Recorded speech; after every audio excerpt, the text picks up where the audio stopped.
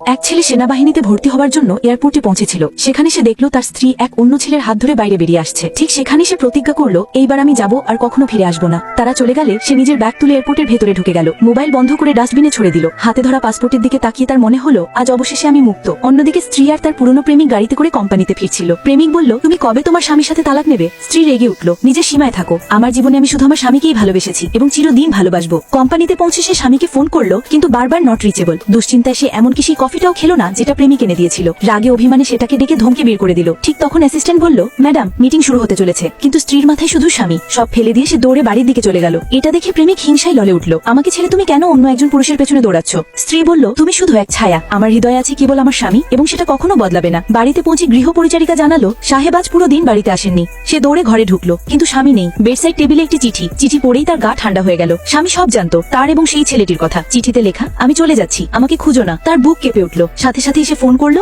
আবার not reachable. সে পাগলের মতো পুরো বাড়ি এমনকি রাস্তায় বের হয়ে চিৎকার করে স্বামীকে ডাকতে লাগলো। কোনো উত্তর নেই। স্ত্রী ভেঙে পড়লো, কারণ সত্যি সত্যি সে সবচেয়ে বেশি ভালোবাসতো শুধু তার স্বামীকেই। সে সত্যি স্বামীকে ভালোবাসতো। কাঁদতে কাঁদতে সে স্বামীর আলমারি খুললো। আলমারি সম্পূর্ণ ফাঁকা। স্বামী টাকা পয়সাও নেয়নি। তার মনে ভয় ঢুকে গেল, হয়তো স্বামীর খরচ করার মতো কিছুই নেই। তৎক্ষণাৎ সে 1 কোটি টাকা ট্রান্সফার করলো, কিন্তু সঙ্গে সঙ্গে ব্যাংক ফোন করলো, আপনার ট্রান্সফার ব্যর্থ হয়েছে, রিসিভারের অ্যাকাউন্ট বন্ধ। এটা শুনেই সে মাটিতে লুটিয়ে পড়লো। এখন সে বুঝলো স্বামী সত্যি তার জীবন থেকে চলে গেছে। তারপর থেকে সে বিষণ্ণ হয়ে পড়লো। একটাই আশা, কোনোদিন যদি স্বামী দরজায় ফিরে আসে। সে পুলিশ স্টেশনে গিয়ে মিথ্যে বলল, আমার স্বামী নিখোঁজ, দয়া করে খুঁজে দিন। তদন্ত কর্মকর্তার সাথে সাথেই বুঝে গেল সে মিথ্যে বলছে। তিনি বললেন, সত্যি না বলতে পারলে আমরা সাহায্য করতে পারবো না। কিছুক্ষণ দ্বিধার পর সে স্বীকার করলো সে বড় ভুল করেছে আর সেই কষ্টে স্বামীটাকে ছেড়ে গেছে। কর্মকর্তা বললেন, যেমন কর্ম তেমন ফল, খবর পেলে জানাবো। ঠিক তখনই স্বামীর আইনজীবীর ফোন, ম্যাডাম স্যার আপনাকে ডেকেছেন, এখনই আসুন। স্ত্রী দৌড়ে গেল। মনে মনে ভেবেছিল স্বামী ফিরেছে, কিন্তু সেখানে ছিল শুধু একটি ফাইল। আইনজীবী তাকে তালাকের কাগজ দিলেন। স্ত্রী কাগজ ছিঁড়ে ফেললো, কেঁপে কেঁপে বলল, আমি কখনো তালাক দেব না, কখনোই না। লাইক করে কমেন্টে জানাও তার স্বামী কি করেছে।